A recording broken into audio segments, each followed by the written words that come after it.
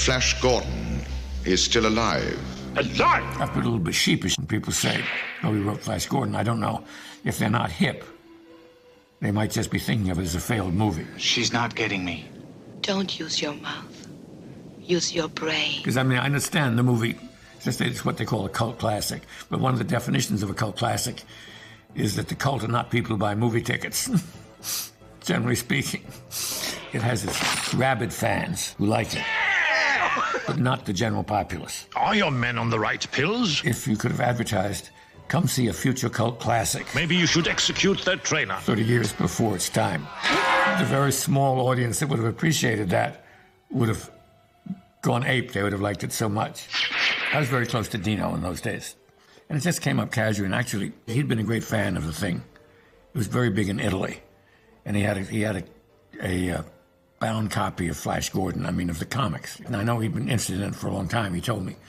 And he had somebody very unlikely working on it. And it hadn't worked out, so I said, why don't I do it? Why don't we do it? He said, fine.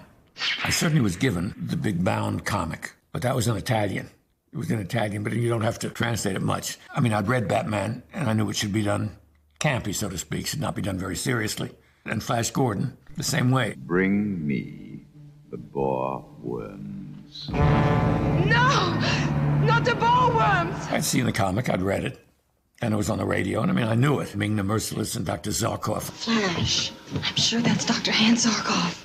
Who? But they were part of cultural knowledge rather than knowing them. And so it just sprang. Again, I'm not complimenting myself for being brilliant or anything, but there was no doubt of how to do it. What are you doing to me?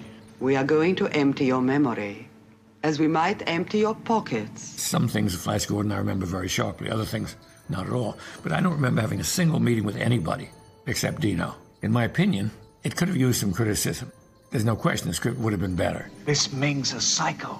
This Ming is a psycho. Who said that? Even though it may sound a dream, just say, go off and write it and we'll shoot it, is not a terribly good idea.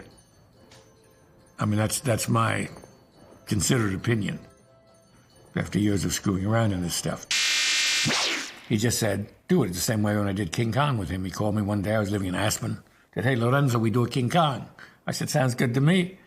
And so that was it. You look great. It's the eye makeup. I hope I remember the trick when I wake up. Every script of Dino's was translated into Italian. We had this woman that translated for him. Come along, Fellini. She was a very bad translator, I was told by people. Her English was quite bad, and her Italian was bad, too. She came to the house to pick up some pages in Nantucket. And she walked into the house and said, oh, what a beautiful dog. And in the living room, and my wife was there and said, my God, it was a cat.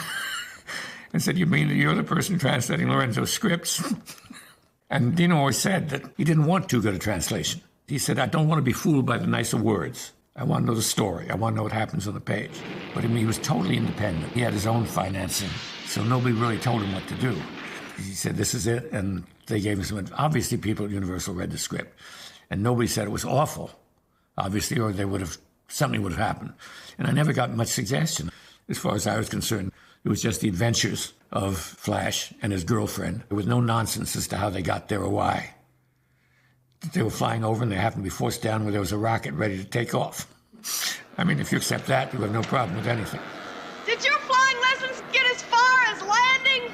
I was afraid you'd ask that! In other words, if it bothers you that they happen to be flying over a rocket made by Dr. Zarkov, why then this movie isn't for you. But otherwise, that's how they got there, and that's how it started. Much later on, in London, when we were shooting in England, this is the type of crazy thing that would happen with Dino. Out of the blue, he said, Lorenzo, maybe somebody have some ideas, because there were confusions going on in the shooting because of the sets and everything. It was all terribly confused, which shows in the movie maybe partly, it gives it some of its charm, I might say, because it's really off the wall. What the hell's going... Ah! He said, Bob Guccione is in London, famous publisher of Penthouse. And he said, Bob Guccione maybe have some good ideas. Go over see Bob Guccione. So I dutifully went over to Bob Guccione's house in London, where he was occupied with a couple of Penthouse pets. Anyway, offhand, Bob Guccione had a few ideas. I don't remember what they were, but that was the extent of it. It was idiotic and insane, the idea of going to Bob Guccione for ideas. But it went ahead, and the next thing was to cast it.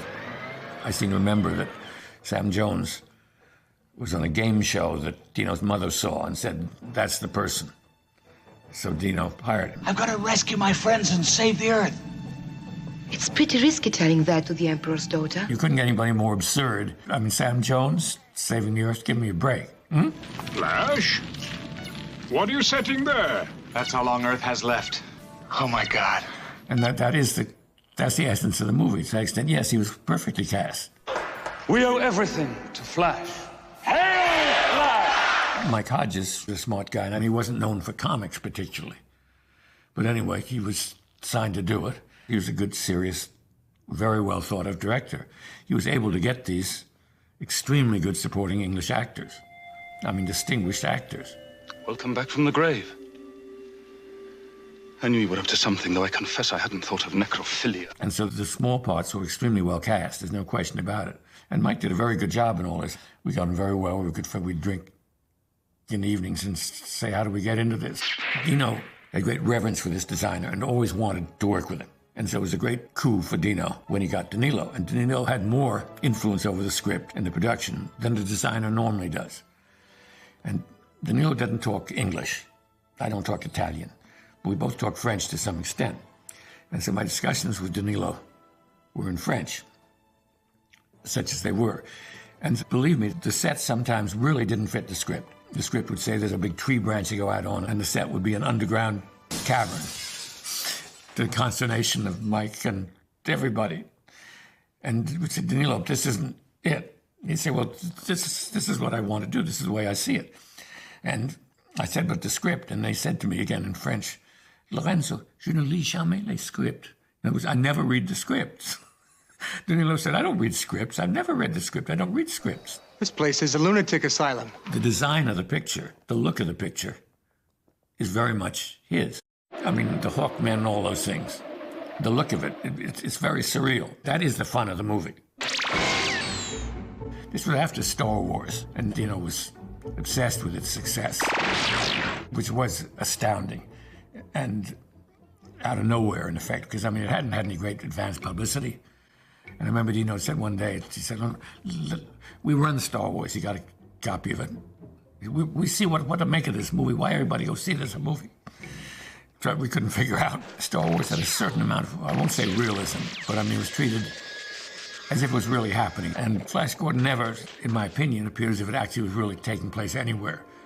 I mean, Mongo was more than mythical. I mean, Mongo was straight out of an Italian comic book. You obey, or you sacrifice your daughter. And it was the tone of the thing. It's pretty silly. This is what makes it a cult classic.